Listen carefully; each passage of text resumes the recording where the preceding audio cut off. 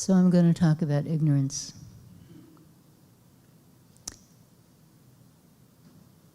Everyone knows, maybe not everyone knows, maybe most people know, maybe some people know, the first noble truth of Buddhism.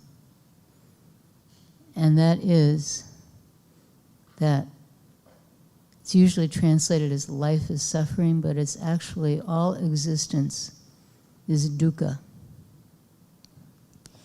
And dukkha, which is usually translated as suffering, is this deep unsatisfactoriness. So either we have too much of something, like maybe pain, or we have too little of something, like maybe money. We have too much, we have too little, we're not happy with our life, we're unsatisfied. We're experiencing dukkha, this deep existential dissatisfaction.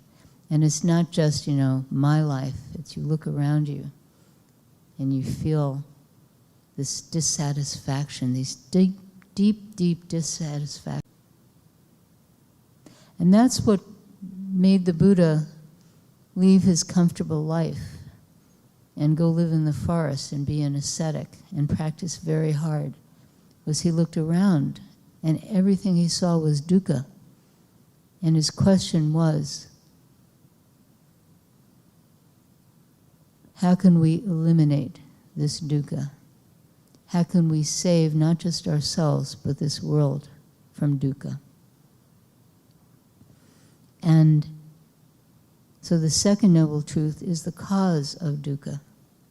And the cause, there are three causes: desire, anger, and ignorance. And ignorance is what I'm talking about today. And ignorance does not mean that you're not a rocket scientist, or you're not a brain surgeon, or you don't know how to build a boat. Ignorance means ignorance of our true nature. And if we say, oh, okay, ignorance means ignorance of our true nature, got it. That's true ignorance. Because ignorance really means that we think we know something, because we actually don't. And we never did, and we never will. So you can say, okay, ignorance means ignorance of our true nature. So then if you're a Theravada Buddhist, Southeast Asian Buddhist, you'll say, oh, true nature, that's impermanence, got it. Next question. And if you're Mahayana Buddhist, that's Northeast Asia, you'll say, oh, ignorance, true nature. True nature, that's emptiness. Got it. Next question? That means you didn't get it. True nature is not something you analyze. It's not something you describe. It's what you are. It's something that you manifest. You don't even attain it because it's already yours. So how do you touch it? How do you manifest it? And ignorance means you're not touching it, you're not manifesting it.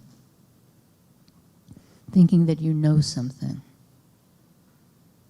Attachment to your thinking. So there's this really bad joke. The last session nobody laughed, which made me feel really good, because it's a really bad joke. When I was a kid, and it was told in a sexist way, so I'll tell it in a classist way. And the idea is that all these educated people are hanging around and they're talking about this Mozart concert they went to, and they're going, Mozart, Mozart, Mozart, Mozart. They're talking about Mozart, and this uneducated guy steps in and says, oh, I know Mozart. I saw him on the M15 bus going south on 2nd Avenue the other day. And that's supposed to be funny. Because, this guy doesn't know Mozart. We know who Mozart is. But you know what? We don't know who Mozart is. We're no better than this guy.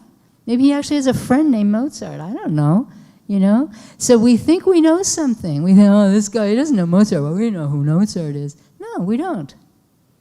We have no idea who Mozart was.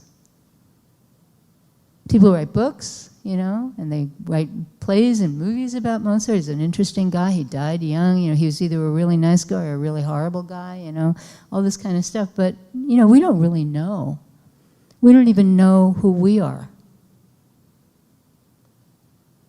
So how can we know who Mozart is? So this mind before thinking, this don't know mind. And we think it's something very strange and difficult and mystical, but we have it. We had it when we were born. Did you ever see a baby being born?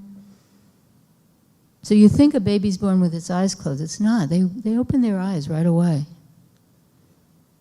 And they look around. Wow. They just look around. And they have no idea. They have no thinking. They're just taking it all in. Whoa. They don't know color or sound or shape or smell. They're just taking it all in. And you ever see like a deer suddenly realizes, whoa, there's something going on here. And they stop, because you're there, right? They stop. Whoa. What's this? Whoa. That mind, it's ours. We have it. Any other kind of mind is ignorance mind. But that mind is not ignorance mind. So ignorance means thinking that we know something. Then the door comes down, you know, like those big steel doors in jails, comes down. And then there we are trapped in our own mind. And that's how we live most of our lives. That's how we live our lives. So that's what ignorance is. So there's this wonderful koan. So in the Zen tradition, we also do sutra study, but mostly we do this literature of these stories that have come down to us, and some of them are contemporary. They're mostly interactions of teachers and students, but there are other forms, and they're called koans in Japanese and kongans or kongans in Korean and Chinese. And there are these collections of them, and there's this wonderful koan that I'd like to tell you. It's called Everyday Mind is the Path. So this young monk who later became the great master Joju, this is around 9th century China, and his teacher is Namchan, and Joju's a young monk, and he says to his teacher Namchan, he says, what is the true way? Which is a reasonable thing for a young monk to ask his teacher, what is the true way? And Namchan says, everyday mind is the true way. And Joju says, then should I try to keep it or not? And Namchan says, if you try to keep it, already you are mistaken. And Joju says, if I do not try, how can I understand the true way? And Namchan says, the true way is not dependent on understanding or not understanding. Understanding is delusion. Not understanding is blankness. If you completely attain the true way of not thinking, it is like space, clear and void. And then Namchan throws in this little curveball. He says, then why do you make right and wrong? Which is a topic for another Dharma talk. So, if you completely attain the true way of not thinking, it is like space, clear and void. Ha!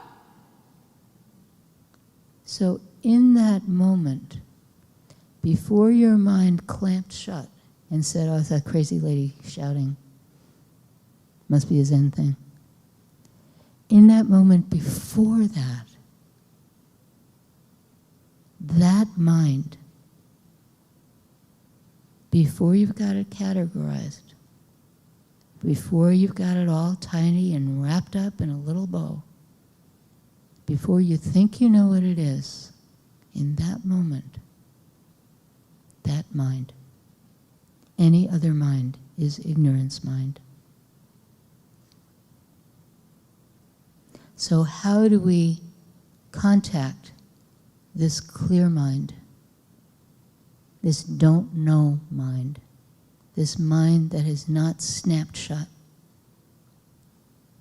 In our lives where we have to think, we have to do all this stuff, we have to categorize, we have to plan, we have to do all this stuff, but we can always do it from that place. We can always contact that place that we all have, which is open and clear, like space, clear and void. So the great master Muman, who compiled a collection of kangans called the Muman Kwan, which is very famous, he wrote this poem: words cannot show truth. Speech cannot point into nature. One who holds words is dead. One who attaches to sentences is lost. Before speech, before thinking, that mind, that mind is your true self. Thank you.